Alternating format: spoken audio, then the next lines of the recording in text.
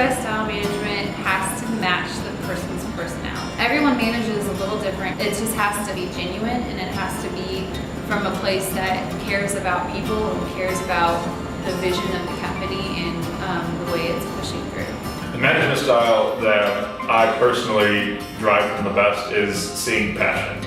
Russell is a very passionate person, and so when he gets motivated and talks about the long-term goals of ABIS and the other investment Russell gives into ABIS and provides a place for us to work passionately, and seeing the other projects that he gets involved in for business reasons and then just personal reasons helps me come back and realize how valuable our day at work is and how valuable our work becomes for our clients.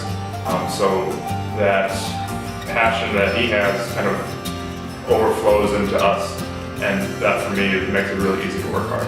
I think once again it goes back to hiring the right people. So we don't like a micromanagement. We don't have time for it, and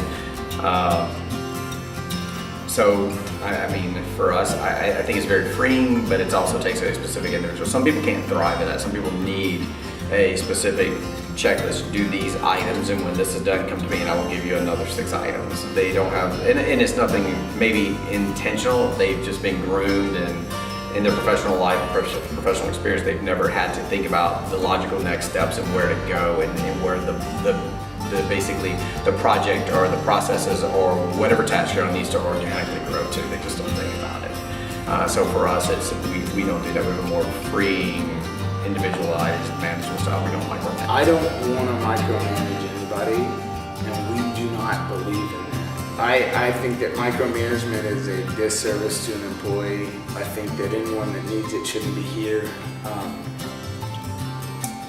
But I do believe that it is my job to be there to help in whatever way possible to make sure that my people do great. And so what that means is that I do not agree with the idea that a manager is a delegator and they can sit and just throw out work to different people. I think that to be a true manager and an effective manager, you have to be able to get in the trenches, and you have to be willing to get in there and get your hands dirty just like everyone else. To manage me, I think the best form of management is the one that's currently being used on me. I'm given things that I need to do, but after I assign those tasks, there's no micromanaging. It's up to me to get them done, and there's no one constantly looking over my shoulder asking where I am on it. It's just constantly me doing my work that I need to get done. I don't have to worry about checking over to see if someone's looking at me or anything, or constantly give updates every 5 minutes, which would slow me down. So it's awesome not having micromanaging. We have one-on-ones, and it's roughly every week, and you talk with your manager, and it's 10-15 minutes of each one of you talking, catching up on life, me telling you about the sweater that I made for my cat that's a Red Ranger outfit or whatever, you know what I mean?